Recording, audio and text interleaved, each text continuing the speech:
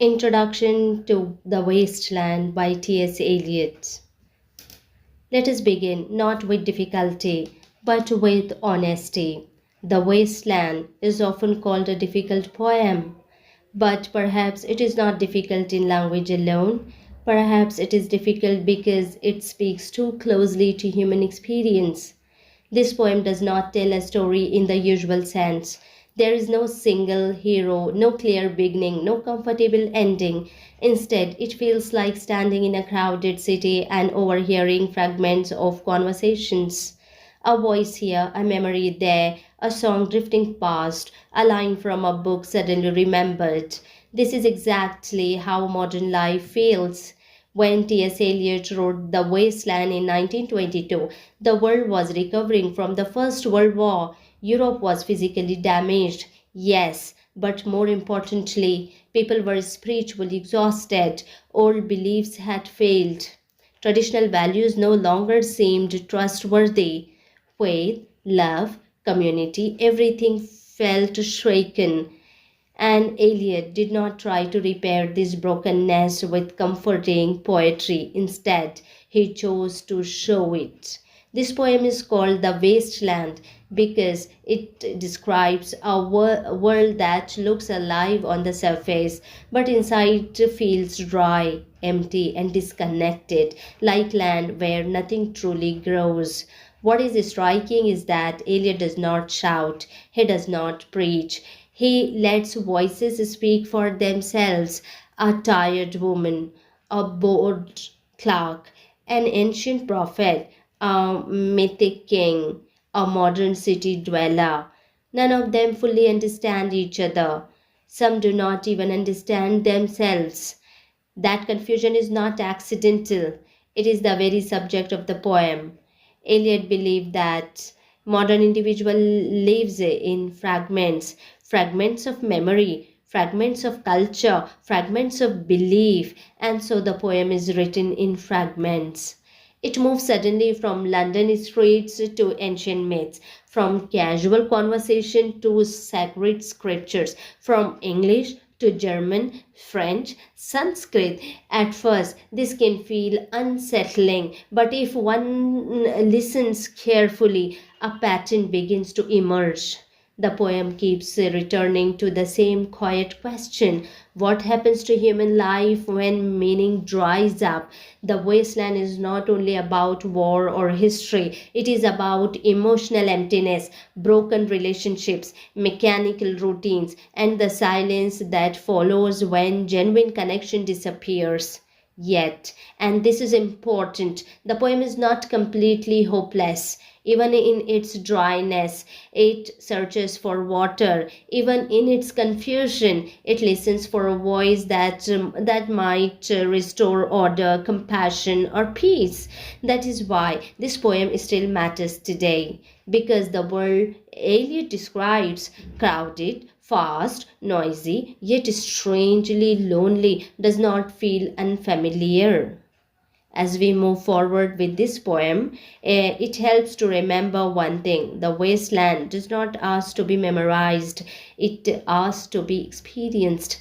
Not all meanings arrive at once. Some lines remain puzzling, some images stray without explanation, and that is perfectly fine.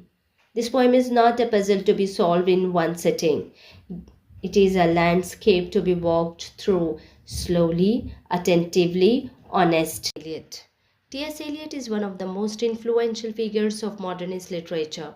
He was not only a poet but also a critic, editor, and cultural thinker who reshaped 20th century poetry. Eliot believed that poetry must respond to the spiritual and cultural crisis of the modern age, not merely express personal emotions. His poetry is marked by intellectual depth, dense symbolism, cultural and literary allusions, a deep concern with spiritual emptiness. A Wasteland 1922 is the most famous and challenging poem, often described as the central text of literary modernism. The Wasteland was written in the aftermath of First World War First, and a period marked by a massive loss of life, moral spiritual disillusionment, collapse of traditional values, loss of faith in progress and civilization.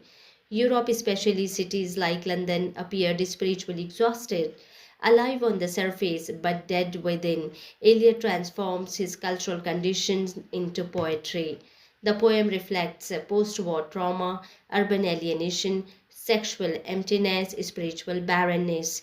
Eliot himself described modern society as suffering from a dissociation of sensibility, a split between intellect and emotion. The title, The Wasteland, is deeply symbolic. Literally, it refers to a barren, infertile land, a place without growth or renewal. Symbolically, it represents spiritual dryness, moral decay, cultural exhaustion, emotional sterility of modern civilization. The wasteland is not just a physical place, it is a modern humanity itself.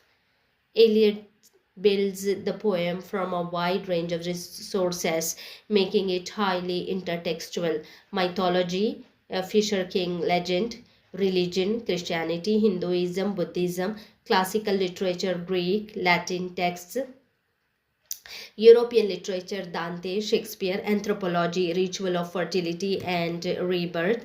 The central myth behind the poem is the Fisher King myth, where the land becomes barren because king is wounded. Only spiritual healing can restore fertility. This myth provides a structural backbone to the poem.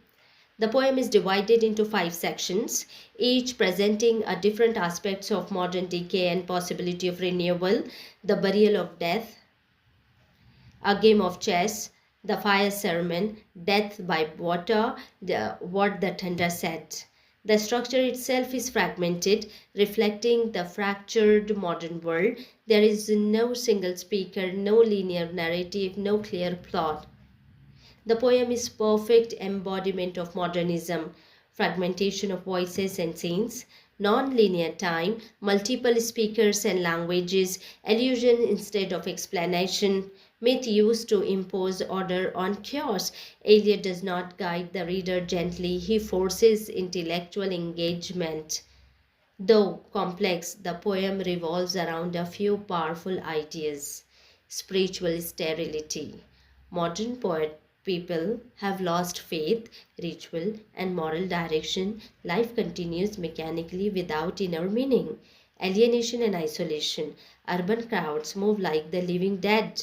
Human connection is shallow and transactional. Sexual emptiness. Relationships lack love and fertility. Sex is mechanical, joyless, and disconnected from emotion. Death and rebirth. Despite despair, the poem gestures towards renewal through spiritual awakening and ancient wisdom. A fragmentation of culture. The poem's broken from mirrors the broken cultural memory of modern civilization. Language and technique. Eliot uses free verse, shifting speakers, sudden tonal changes, multiple languages, Latin, French, German, Sanskrit.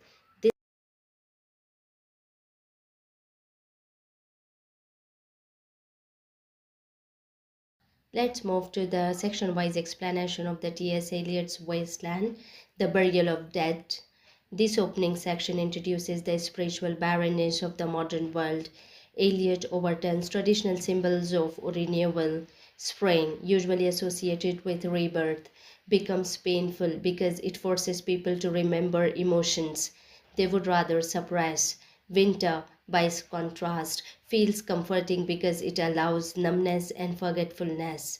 The voices in this section shift abruptly from prophecy to memory to casual conversation, showing a fractured consciousness. There is no single stable speaker. The past, myth, religion, tradition appears only as fragments, no longer capable of offering meaning. The image of the crowd flowing over London Bridge presents modern life as a mechanical and lifeless. People move like ghosts, alive physically but dead spiritually. The section establishes the poem's central problem: life continues, but meaning does not. The core idea of this section is a spiritual emptiness. The mood of this section is unease, irony, emotional, and numbness. And what is the key concern? The key concern is loss of faith, memory, and coherence.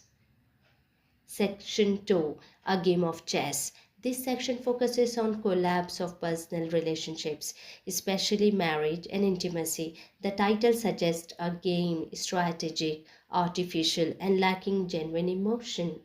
The first half presents a rich decorative room where a woman suffers from anxiety and emotional instability. Despite luxury, there is no peace. Conversation is fragmented, repetitive, and strained. Speech exists, but communication fails. The second half shifts to a pub scene where working class women gossip mechanically about marriage and sexuality.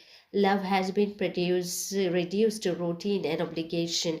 Relationships are governed by social pressure, not emotional connection. Across both scenes, Eliot shows the intimacy has lost depth. Human connection survives only as habit. The core idea of this section is the emotional sterility and failed communication.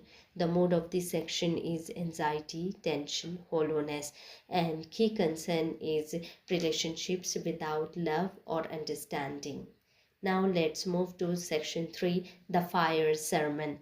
This is the longest and the most central section, presenting a moral and spiritual wasteland. The polluted river Thames symbolizes cultural decay. What once sacred is now defiled. The key figure here is Tiresias, who has lived as both man and woman. Tiresias represents universal consciousness, a witness to moral decline.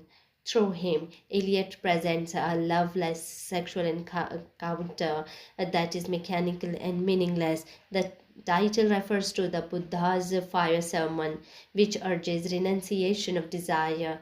Eliot contrasts this spiritual teaching with modern life, surrender to empty pleasure. Desire burns, but it does not purify, it exhausts. Core idea of this section is moral degeneration and loss of sacred values. The mood of this section is weariness, disgust, resignation, and the key concern is desire without meaning, pleasure without fulfillment. Fourth section is death by water. This short section serves as a symbolic pause. Phlebas, the Phoenician, is drowned, and with him die pride, ambition, and materialism. Water here is both destructive and purifying. Death becomes a reminder of human mortality and futility of the worldly attachments. Unlike earlier sections filled with noise and voices, this one is quiet and reflective. It warns modern humanity against arrogance and spiritual blindness. The core idea of this section is mortality, spiritual warning. Mood of this section is calm, somber, reflective, and key concerns are the inevitability of death and the vanity of material life. Fifth section, which is the last section, what the thunder said. The final section presents a world in chaos, dry, broken, exhausted. Civilization appears on the verge of collapse. Images of the ruined cities and spiritual drought dominate. Yet this section also gestures towards possibility. The thunder speaks in Sanskrit, the word from the Upanishads. Datta give, Daya Dhavam sympathize, and Damyata control. These are not solutions but ethical suggestions, ways humanity might recover meaning. The poem ends with Shanti, Shanti, Shanti, meaning peace. This is not peace achieved, but peace hoped for. The poem closes in yearning, not resolution. The core idea of this section is crisis with fragile hope of renewal. Mood is desolation mixed with spiritual longing, and key concern is search for order after cultural collapse. The wasteland portrays a modern civilization that has lost faith, love, and coherence, yet still searches quietly, painfully for spiritual renewal.